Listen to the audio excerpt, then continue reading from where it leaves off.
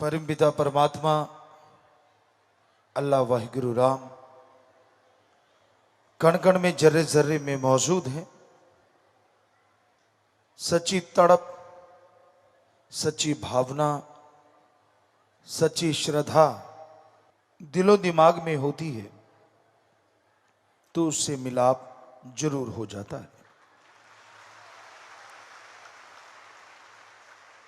और कोई तरीका नहीं जिससे परमपिता परमात्मा को पाया जा सके।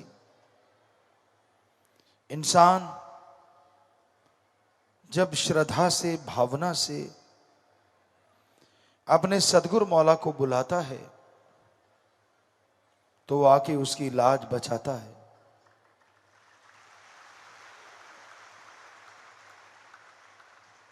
सेवा सुमरन ऐसे गहने हैं, जिसने भी ये पहने हैं वो भाग्यशाली है। और जो तड़पता है उस परमपिता परमात्मा के लिए, वो ज्यादा देर तड़पने नहीं देता, जन्मों जन्मों की तड़प पल में खत्म कर देता है। उस मालिक की दरगाह में, उस परमपिता परमात्मा की दरगाह में ढोंग पाखंड का कोई नाम नहीं, कोई जगह नहीं। उसको पाने के लिए, दर्श दीदार करने के लिए दिलो दिमाग का शीशा साफ करना पड़ता है। भीलनी 12 साल तड़पती रही। पता नहीं मालिक के कितने प्यारे, कितने कितने जन्म तड़पते रहते हैं, तब जाके मालिक के प्यार मोहब्बत की भीख झोली में डलती है।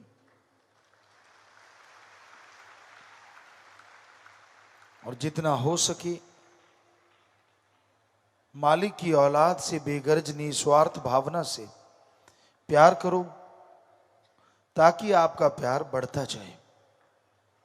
किसी तड़पते हुए को, किसी दुखी को मिलके उसका दुख दूर करने की कोशिश करना ही सच्ची बंदगी होती है, बंदगी की शुरुआत होती है।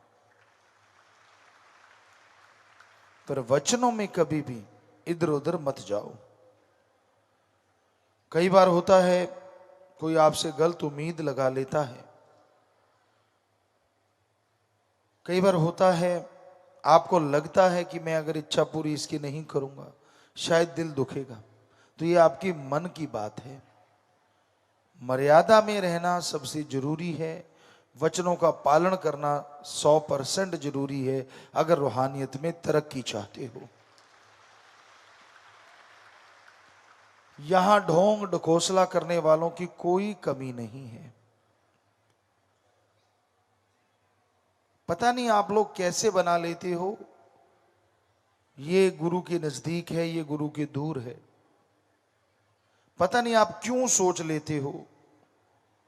हमारा तो एक ही निशाना होता था, सतगुरु यार है तो सब बहार है। और किसी से ना कोई दुश्मनी है और ना कोई ज्यादा प्यार है। यही है फार्मूला रूहानियत में तरक्की हासिल करने का। क्योंकि इंसान आखिर इंसान है और कई पड़के कड़े होते हैं, दिखते कुछ और हैं। उनके कारनामे अगर आपके सामने आ जाएं तो आप थू थू करो, पर सतगुरु को पर्दा मंजूर होता है। इसलिए इश्क तो सिर्फ सतगुरु अल्लाह राम वाहिगुरु से ही करना चाहिए। हम ये नहीं कहते कि दुनिया में रिश्ते ना निभाओ, हम यह नहीं कहते कि अपना फर्ज अदा ना करो, लेकिन सच्चाई यही है, हकीकत यही है, सच्चा रिश्ता एक सत्संगी का, एक मालिक के नाम लेने वाले का किसी से हो सकता है तो वो सिर्फ और सिर्फ सतगुरु अल्लाह राम से ही हो सकता है।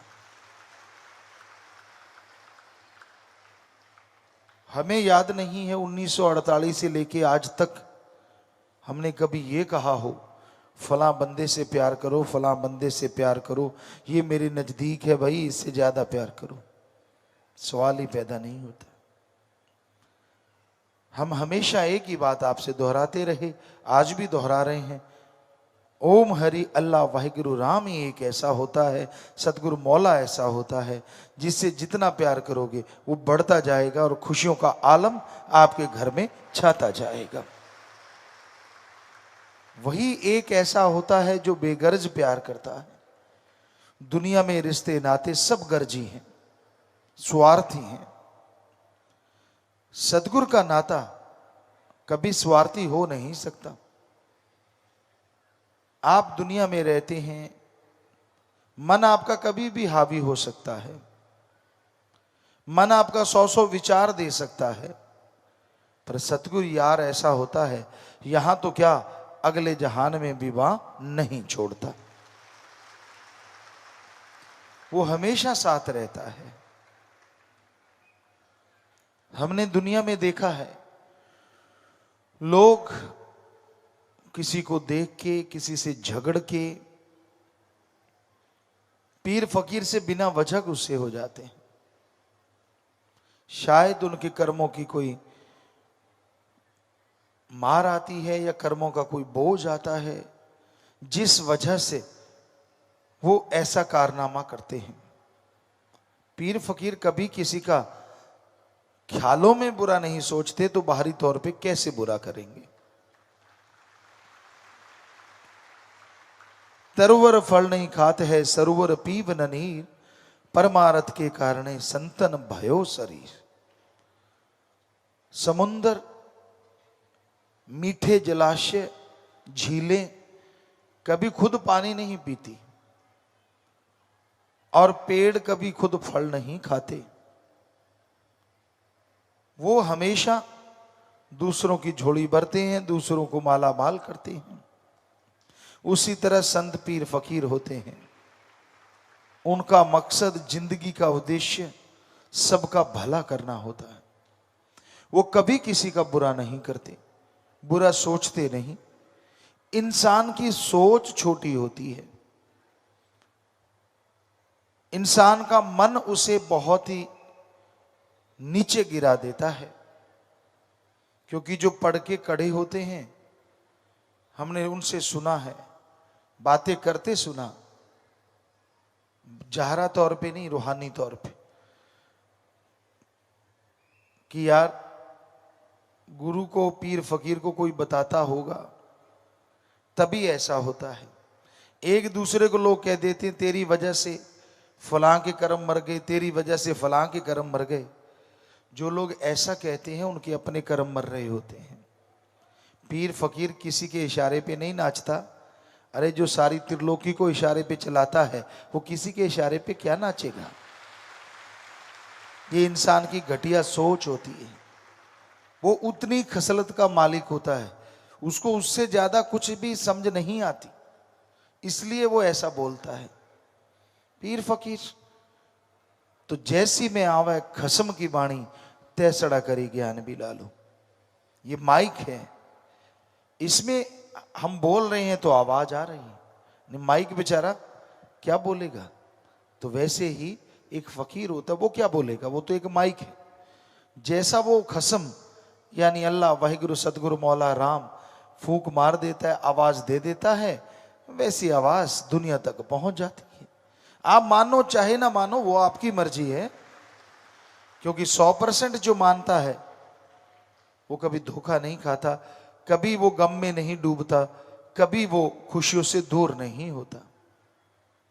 दृढ़ यकीन रखो, दृढ़ यकीन से ही बेड़ा पार होता है। जब इंसान यकीन नहीं करता, सेवा सिमरन से दूर होता जाता है, तो फिर उसका मन उस पर हावी होने लगता है। तो उसका मन उसे तिगड़ी नाच नचाना शुरू कर देता है। मन से लड़ने का मतलब सेवा और सुमरन जरूरी है, और मन से लड़ने का मतलब सतगुरु से प्यार को बढ़ाना है। विचारों का क्या है, विचार तो आते जाते रहते हैं, अमल ना करो। बुरे विचार आगे डरो मत, अच्छे विचार आगे करो जरूर। बुरे विचार आते हैं, सुबह शाम 5-7 मिनट सुमन कर लो, उसका फल आपको नहीं लगेगा और कट जाएगा। अच्छे विचार आते हैं, उन पे चलते जाओ, मालिक के नजदीक पहुंचते जाओगे। तो इस कलयुग में यहां बुराई का बोलबाला है। इस कलयुग में हाथ को हाथ खाए जा रहा है। इस कलयुग में लोग वहशी दरिंदे बनते जा रहे हैं। इस कलयुग में इंसानियत तड़प रही है। ऐसे में अगर कोई सहारा है तो सतगुरु अल्लाह वाहिगुरु के राम का नाम का सहारा है, उसकी भक्ति इबादत का सहारा है। वरना कोई भक्त बन के भी आपको लूट सकता है। लूट धन की हो सकती है, तन की हो सकती है, भावना की हो सकती है। इसलिए किसी के बहकावे में मत आओ। स्वामी जी महाराज ने कितना स्पष्ट लिखा है, गुरु कहे करो तुम सोई, मन के मते चलो मत कोई। ये भव में गोते खिलवावे, ये गुरु से बेमुख करवावे। ऐसे ऐसे लोग बैठे हैं इस कलयुग में, दिखने में भक्त लगते हैं पर उनका वश चले तो भगवान को भी बेच के खा जाएं।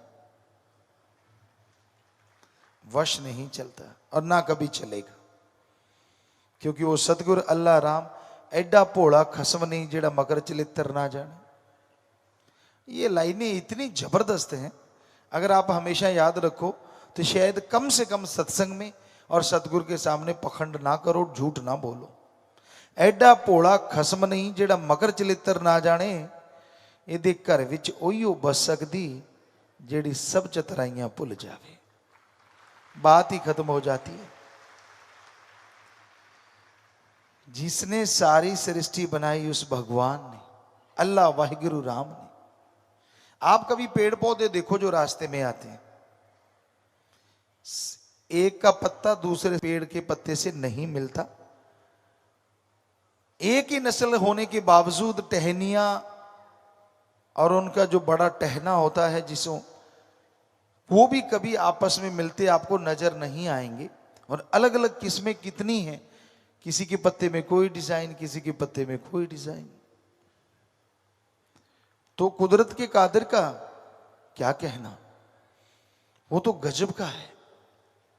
जिसने श्रद्धा से, दृढ़ यकीन से उसे यह मान लिया कि हां वाकई वो तो दोनों जहान का जानता है, उस मालिक को, सतगुरु मौला को, जिसने ऐसा माना उसकी कुलों का उद्धार हो जाया करता है।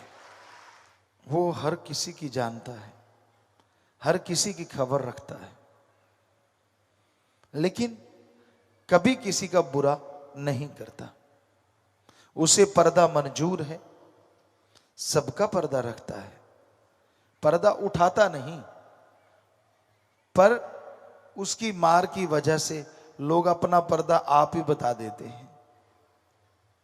सच्ची बातें सुनने को मिलती हैं, पसीने छूटते हैं, वो भी अच्छे हैं, पसीना तो छूटा, सोच तो आई कि मैंने गलत किया है, और वो मुआफी लेके फिर से रूहानियत में तरक्कियां हासिल कर सकते हैं। पर कई चिकने घड़े होते हैं, चिकने घड़े। चिकना घड़ा मतलब पंजाबी में कहें तो एक रूड़ा कड़ा भी कहते हैं। एक घड़ा होता है जिसमें पानी सिमता है, थोड़ा थोड़ा बाहर निकलता रहता है। राजस्थान में हमने देखा, खुद ये प्रैक्टिकली देखा है, उसको लोग बड़ा पसंद करते हैं क्योंकि उसमें पानी ठंडा बहुत जल्दी होता है। और एक घड़ा होता है ज्यादा ही पका हुआ, उसमें जैसा डाल दिया वैसा ही रहता है, ठंडा होता ही नहीं, तो लोग उसे पसंद नहीं करते। और एक चिकना घड़ा, उसमें कुछ ठहरता ही नहीं। तो कई लोग इतने चिकने और पक्के होते हैं घड़े मन के वजह से कि उन पे कोई चीजों का असर होता ही नहीं। उसके मन ने जो कह दिया, उसके मन ने जो बहका दिया, उसी पे पक्के चलते हैं। वो मानने को तैयार ही नहीं होते कि उनकी कोई गलती है, वो मानने को तैयार ही नहीं होते कि उनसे कोई गुनाह या कोई पाप होता है, बल्कि वो ये दिखाते हैं कि उन जैसा सही और अच्छा कोई दूसरा हो नहीं सकता। तो वो धोखा खाते हैं, उन्हें खुशियों से दूर हो जाते हैं। इसलिए अगर गलती होती है, उसे अगर इंसान मान लेता है तो उसे ही इंसान कहते हैं। भगवान गलती नहीं करता, इंसान से गलतियां होती रहती हैं। वो राम एक ऐसा है जो सबका भला करता है, किसी का बुरा नहीं, पर इंसान अपने कर्म बुरे अपने हाथों से लिखवाते हैं। पीर फकीर हर तरह से पर्दा रखने की कोशिश करते हैं, पर जब आदमी के बुरे कर्म आते हैं ना, तो वो गाने की लाइनें आपने सुनी होंगी, रब नाल ठगियां क्यों मारे बंदिया, ते दिन रात पापा च गुजारे बंदिया। फिर वो रब से भी ठगियां मारनी शुरू कर देता है। पंजाबी में एक कहावत है, गिद्दड़ दी मौत आउंदी है जट दी मुन्नी नाल आके कहंदे। मुन्नी मतलब हल जोतते हैं, उसके साथ आके वो रगड़ा रगड़ी करने लगता है, और फिर जट सौदा ऐसा ही होता है, जो हाथ में आकर तड़ाक मारता है और लत्तां तां हो जाती हैं।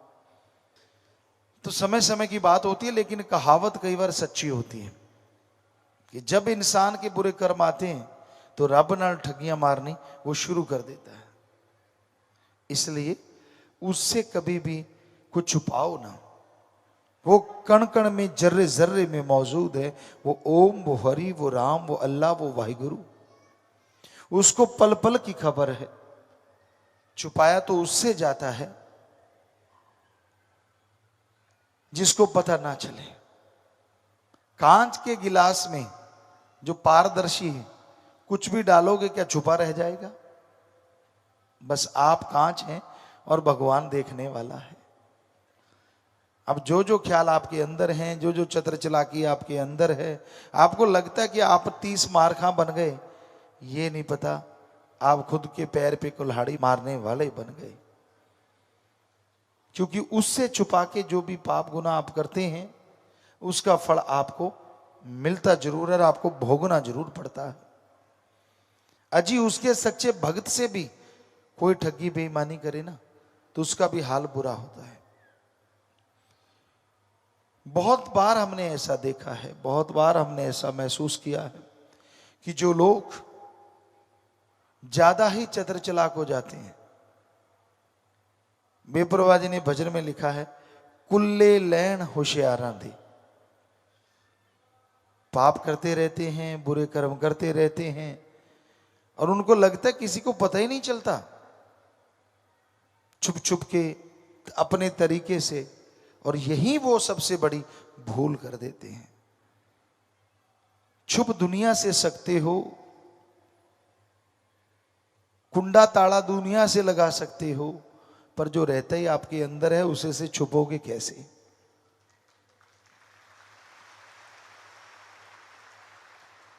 पर्दा इंसान से कर सकते हो, हैवान से कर सकते हो, राक्षस शैतान से कर सकते हो, पर जो एक एक आपके विचार को जानता है, उस भगवान से पर्दा करोगे तो करोगे कैसे?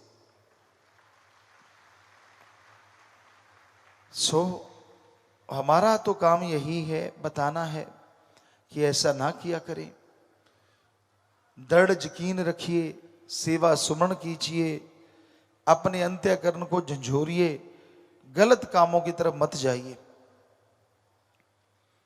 पहनना, खाना, हंसना, बोलना, हार श्रृंगार आप ही नहीं, पशु भी करते हैं।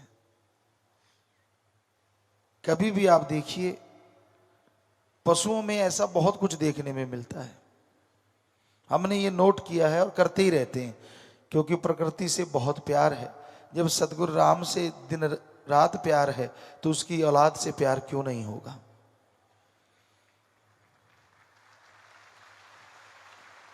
हमने देखा पशु पक्षी परिंदे आपस में मिलते हैं, बातचीत करते हैं, तो वो भी हार श्रृंगार करते हैं, अपने आप को सजाते हैं, संवारते हैं, अट्रैक्शन पैदा करने के लिए।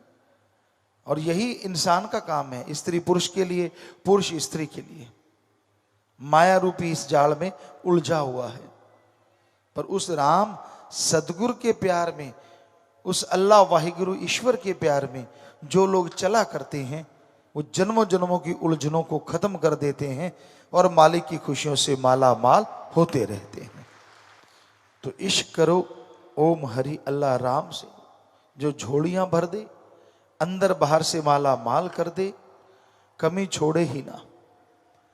जो यह बात मानते हैं, जो इन वचनों पे चलते हैं, वो ही एक रस रह सकते हैं।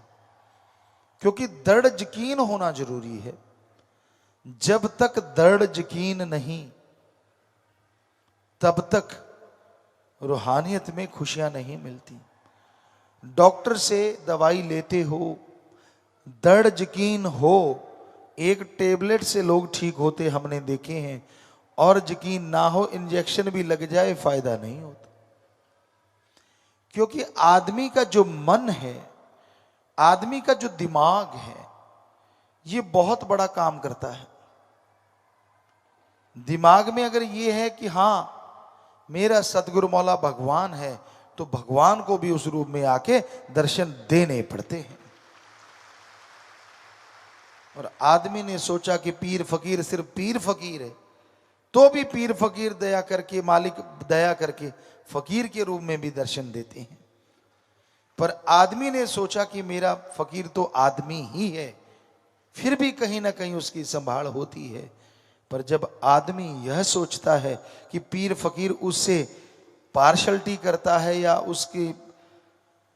उससे भेदभाव करता है, तो समझ लो आप अपने कर्मों के बोझ तले दबने वाले हो। फकीर ही तो एक ऐसा होता है जो कभी किसी की गलत बात नहीं कहता। यहां कोई पास खड़ा है, पास बैठा है, आपको लगता है यार बहुत नजदीक है, आप क्या जानो कौन क्या क्या गुल खिला रहा है। पर्दा मंजूर है, बस बात इतनी सी। इसलिए कई बार होता है कि यार फलां बंदे ने मुझे कहा है, वो तो पिताजी कहेंगे तभी कहेगा। आपको कैसे गारंटी है भाई, जब हम स्टेज पे बैठ के गारंटी नहीं देते कि कोई भी आदमी कुछ भी कह सकता है, किसी की कोई गारंटी नहीं सिवाय फकीर के, सिवाय भगवान के। जब हम स्टेज से गारंटी नहीं देते, तो आप कैसे मन बना लेते हो यार ये बंदा तो पिताजी की कहने से कर। सवाल ही पैदा नहीं होता।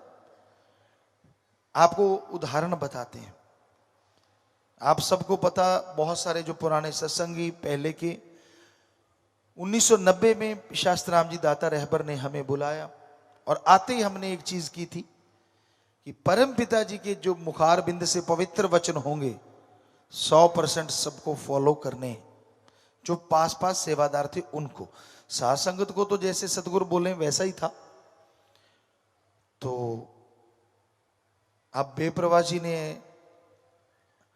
ऐसा देखा, उन्होंने बोला स्टेज फलां जगह लगानी है तो फलां जगह।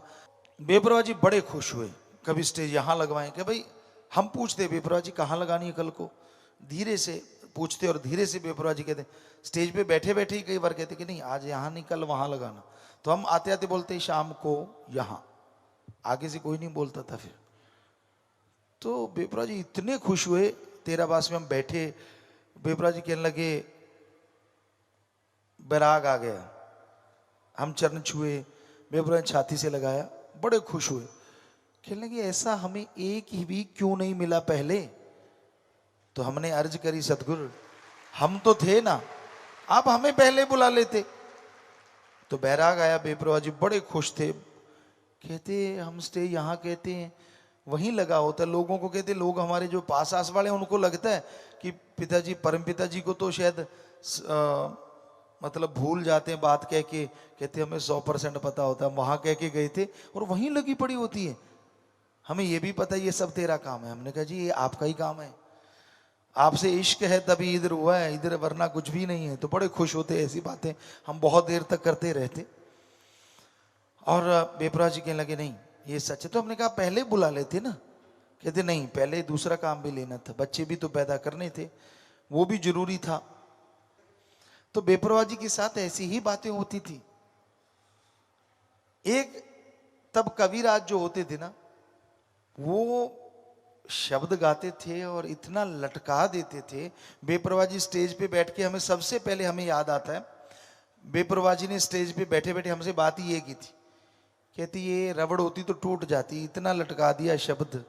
और ढोलकी वाला और थपक थप थप थपक, कहती इससे कम कैसे बजाएगा ये। तो फिर हमने उन ढोलकी मास्टरों को बुलाया, रे बीट डबल भी होती है और सिंगल भी होती है, उसी पे डबल बजा सकते हो, उसी पे सिंगल, तो डबल क्यों नहीं बजाते। उसके बाद आपने कभी नहीं देखा होगा ढोलकी वाले लटकाते, वो जब भी लटकाते हम उनको देखते हैं फटाफट तपक तपक तप तपका तपक तप तपका, हमने सारे देखते। बेपरा जी बड़े हंसते, और कई बार आपने हंसते देखा होगा हमारे साथ। तो कहती अब क्या हो गया, हमने कहा जी आपका जादू चल रहा है, वो हमारी आंखों से चल रहा है वो अलग बात है, पर चला आपका ही रहा है। तो बहुत ऐसी बातें हम स्टेज पे बैठे बैठे करते रहते। तो ये उनका रहमो करम, मुरीद को ऐसा होना चाहिए। परम पिताजी ने शरेआम बोला, आज तो टाइम ही नहीं है, जरा सी बात किसी को कह दो उसकी पूंछ टेढ़ी हो जाती। टेढ़ी का मतलब होता है अलग ही दिखने लग जाता है। अब सोचो सबकी पूंछें टेढ़ी होती तो जगह कितनी चाहिए होती पशुओं की, वो सीधी होती है ना, पीछे छुप जाती है।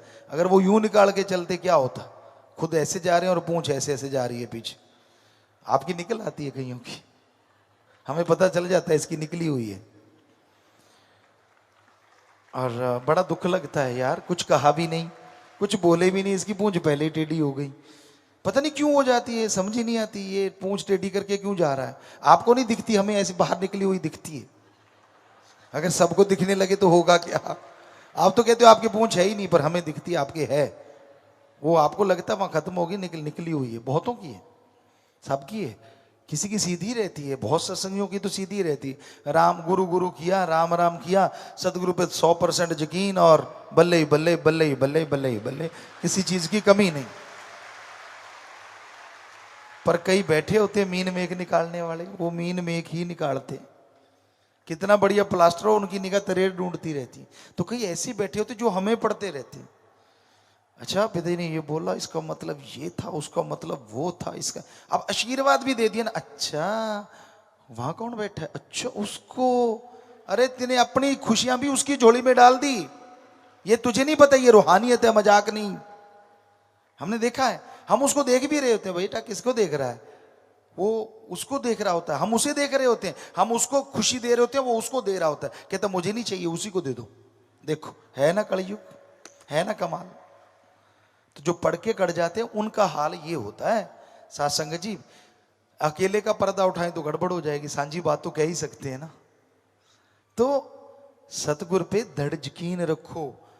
ये आशीर्वाद यूं मिला, परम पिता शास्त्र नाम शाह मस्तान और वो भगवान ऐसी कृपा करते हैं फकीर के द्वारा कि वो त्रिलोकियों तक पार हो जाता है। आप अपनी बात करते हो, बड़ी अजीब बात, बड़ी ही अजीब बात। जिनको ये लगता रहता है मेरे को तो नहीं, मुझे तो देखा ही नहीं। तेरे देखने में क्या लट्टू लगा हुआ है? क्या तू 24 घंटे सिमरन करता है? क्या तू दिन रात मानवता की सेवा में लगा हुआ है? हम आपको गारंटी देते हैं, हो ही नहीं सकता कि उससे आंख से आंख ना मिले, चाहे वो रूहानी रूप में मिले चाहे जहरा रूप में मिले, 100% मिलेगी और जरूर मिलेगी। पर सारा दिन जुल्ली तपड़ा तोड़ रहे हो तो फिर आंख भी मिलाना चाहते हो, मिलेगी तो कौन सा आपको फायदा हो जाएगा, मिलती भी रहेगी। सो ऐसी बातें ना आने दिया करो, ना किया करो, क्योंकि फकीर सबके लिए ही दुआ करता है। वो आशीर्वाद का मतलब होता है कि मालिक जितने तेरे बच्चे यहां बैठे हैं तू अपनी निगाह से देख, तो वो मालिक उस फकीर के हाथ के द्वारा उनके झोलियों में रहमतें डाल रहा होता है, उनकी आत्माओं को माला माल कर रहा होता है, उनके ऊपर दया में रहमत की मूसलाधार बरसात कर रहा होता है। और आप चेक करने लगे दूसरे को, तो आपकी मूसलाधार बरसात जो आप पे पड़ रही थी जाके किसी और पे पड़ने लग जाती है, उसका भला हो जाता और आप खाली हो जाते हो। ये है हकीकत, ये है रूहानियत। पर कई नहीं देखते, कई तो फिर चालाक होते ना, वो हम जानबूझ के इधर देख रहे होते हैं, निगाह वहीं होती है और वो देखते हैं अच्छा पिताजी उधर देख रहे हैं, धीरे से अच्छा उधर वो है। हमने कहा पता, हाँ हाँ ठीक है।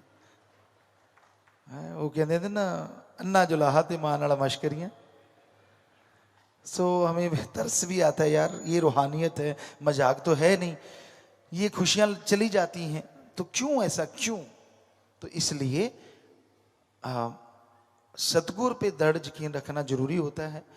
तो ये सितंबर के दिन ही ऐसे होते हैं कि परमपिता जी के वो महापरोपकार आपको बताते रहते हैं, जो बात ख्याल में आ जाती है उनसे बातें रोजाना ही होती थी। और बहुत साथ संगत को रहता, पता नहीं ये आपस में दोनों क्या बात करते हैं। कई सीधे साधे सत्संगी भी होते थे, वो भी आके कह देते थे जी आप दोनों क्या करते रहते हो। बेप्रभा जी कहते जो हम करते रहते तेरी समझ से बाहर की बात है। तो फिर वो चुप हो जाते बेचारे। तो वाकई ऐसा ही होता था, बहुत रूहानियत की गूढ़ बातें जो आपको नहीं बताई जा सकती, ऐसी चर्चाएं भी चलती थी।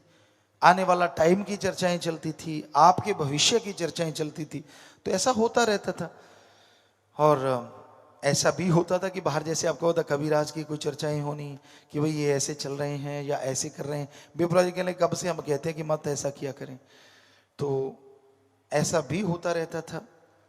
तो सतगुर पीर फकीर कोई भी बात बिना वजह नहीं करते। अगर आपको कुछ फील होता है कि मेरे में गलती ना हो, आप सब जानते हो कि आपने गलती की हुई है, ये तो आपका मन का पोचा है।